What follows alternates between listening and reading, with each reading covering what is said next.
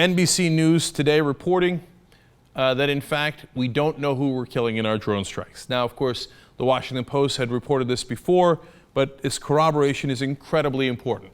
First, let me give you President Obama on how absolutely careful we are with our drone strikes before I tell you what the reality is. Watch. We only target al-Qaeda and its associated forces. Wrong. Our preference is always to detain, interrogate, and prosecute them. Wrong. We act against terrorists who pose a continuing and imminent threat to the American people. And before any strike is taken, there must be near certainty that no civilians will be killed or injured. The use of drones is heavily constrained. Every single one of those statements were wrong, and I think incredibly fair to say, a lie. Now, he already knew what the program does, and you're about to find out what it does, if you hadn't seen the Washington Post story from earlier. Richard Engler, great reporter at NBC News, reporting the CIA did not always know who it was targeting and killing in drone strikes in Pakistan over a 14-month period, an NBC News review of classified intelligence report shows. They said that other militants also were killed. They had on the list people who were al-Qaeda, and then they had a separate list called other militants. In fact, 1 in 4 of those killed by drones in Pakistan between September 3rd of 2010 and October 30th, 2011 were, quote, other militants. And the label was used when the CIA, this is fascinating, could not determine the affiliation of those killed, prompting questions about how the agency could conclude that they were a threat to U.S. national security. That's a great question. If you don't know who they are, how do you know they're a threat to our national security? Remember, they're in northern Pakistan. How do you know that guy with a gun down there is not protecting his farm or his home like anybody in Texas would do if you don't even know who he is? And let alone that farmer down there being a threat, an imminent and immediate threat to the United States of America. Ridiculous. Remember, there's a whole separate category for al-Qaeda. We're not talking about the al-Qaeda guys. We're talking about the guys they don't know, but they killed anyway. Quote, the uncertainty appears to arise from the use of the so-called signature strikes to eliminate suspected terrorists, picking targets based in part on their behavior and associates. A former White House official said the U.S. sometimes executes people based on circumstantial evidence. 2 different kinds of strikes. We've told you this before because of the Washington Post story. Personality strikes, where we know who we're executing.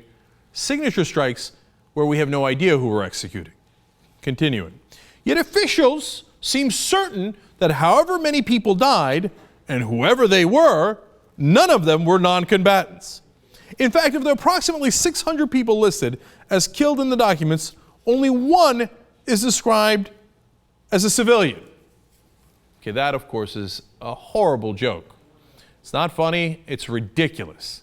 And in fact, let me skip ahead here and show you the number of civilians killed in Yemen and in Pakistan.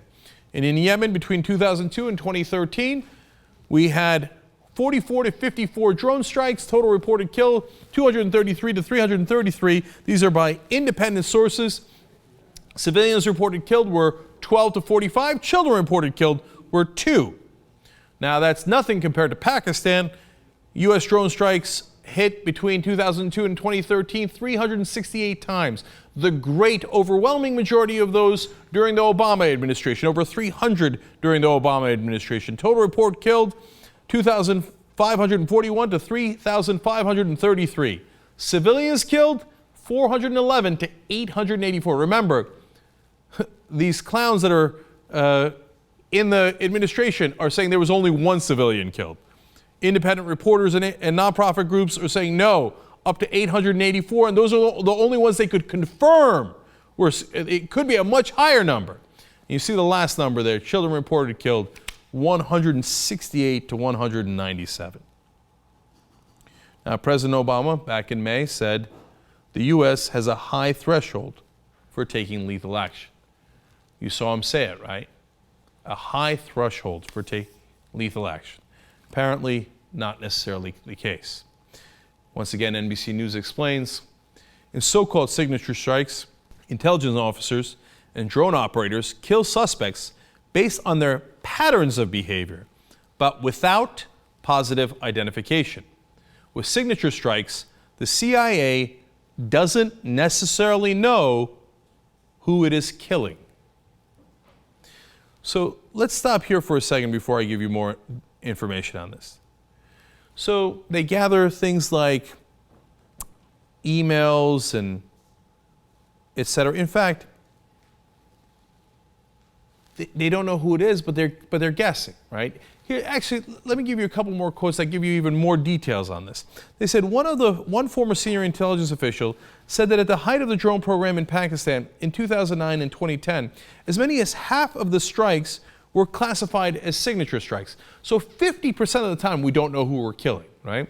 And here's the details. The agency can watch, for example, as an unknown person frequents places, meets individuals, makes phone calls, and sends emails, and then match those against other people linked to the same calls, emails, and meetings.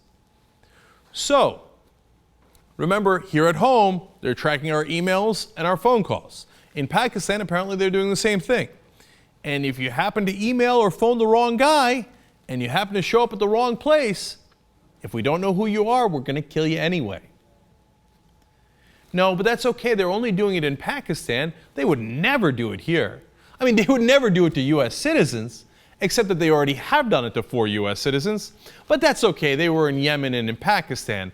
I'm sure they wouldn't do it to U.S. citizens based on emails and phone calls that they collected here in the U.S., right? Not yet, at least. We think. But they're certainly doing it somewhere in the world. And what, it doesn't count if it's a person from Yemen or Pakistan? And think about how deeply immoral it is to kill someone when you don't even know who it is. One more quote on that. A half a dozen former and current U.S. counterterrorism officials told NBC News that signature strikes do generally kill combatants, but acknowledge that intelligence officials don't always know who those combatants are. Well, we killed some combatants. Who are they? I don't know. Would you do that? Really, I mean, no matter what security official or general came to you and said, hey, listen, we'd like to execute somebody. What would be your first question? Who is it, right? And they say to you, we don't know who it is. But he called some guy, and I think he might have emailed, and he went to a place in northern Pakistan that we think there are militants in. Yeah, but millions of people live in those areas of northern Pakistan. Wouldn't you ask that question? Wouldn't you want to know who you're killing? Apparently, our president does it. He presses the button. 50% of the time, we kill someone whose identity we don't know. It gets more Orwellian.